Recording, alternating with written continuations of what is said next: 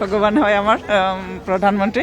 এই যে ৰাম মন্দিৰ প্ৰতিষ্ঠা কৰাৰ পিছত এই যে আমি সাক্ষাৎ মানে ৰামক দেখিব পাম বা আমাৰ ইয়াতে ৰাম আহিব, আমাৰ অসমৰ ভূমিত ৰাম আহি থিয় হ'ব, তাৰ কাৰণে আমি বহুত মানে উৎফুল্লিত। মানে খানাপাৰালৈ আজি প্ৰধানমন্ত্ৰী নহয় ৰামহে আহিছে। ৰামহে আহিছে, একচুৱেলি সেইটোৱে ক'ব বিচাৰিছোঁ। আমাৰ মনত মানে এতিয়া আমাৰ মোদীজী ৰাম। বহুত ভাল লাগিছে, আমি যেন ভগৱানক লগ পাম। ৰাম মন্দিৰ প্ৰতিষ্ঠাৰ পিছত আমি যদি ভগৱানক লগ পাম এনেকুৱা লাগিছে। আৰু অসমৰ কাৰণে, নৰ্থ ইষ্টৰ কাৰণে আটাইতকৈ চিন্তা কৰা প্ৰধানমন্ত্ৰীজনে আছে মাননীয় নৰেন্দ্ৰ মোদীজী।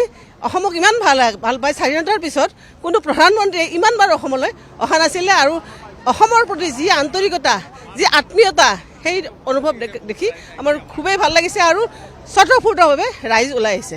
প্ৰধানমন্ত্ৰী আপোনাৰ কাৰণে ভগৱান। হয়, মোৰ কাৰণে ভগৱান, কাৰণ মোৰ গুৰুৱে নহয় বিশ্বৰ গুৰুত পৰিণত হৈছে।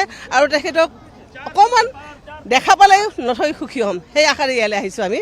ভগৱান হয় আমাৰ প্ৰধানমন্ত্ৰী। এই যে ৰাম মন্দিৰ প্ৰতিষ্ঠা কৰাৰ পিছত এই যে আমি সাক্ষাৎ মানে ৰামক দেখিব পাম বা আমাৰ ইয়াতে ৰাম আহিব, আমাৰ অসমৰ ভূমিত ৰাম আহি থিয় হ'ব, তাৰ কাৰণে আমি বহুত মানে উৎফুল্লিত। মানে খানাপাৰালৈ আজি প্ৰধানমন্ত্ৰী নহয় ৰামহে আহিছে। ৰামহে আহিছে, একচুৱেলি সেইটোৱে ক'ব বিচাৰিছোঁ। আমাৰ মনত মানে এতিয়া আমাৰ মোদীজী ৰাম।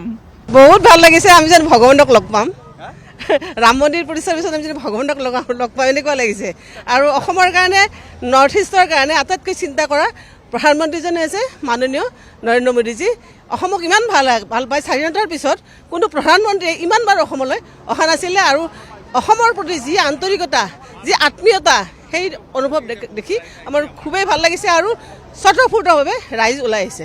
প্ৰধানমন্ত্ৰী আপোনাৰ কাৰণে ভগৱান। হয়, মোৰ কাৰণে ভগৱান, কাৰণ মোৰ গুৰুৱে নহয় বিশ্বৰ গুৰুত পৰিণত হৈছে।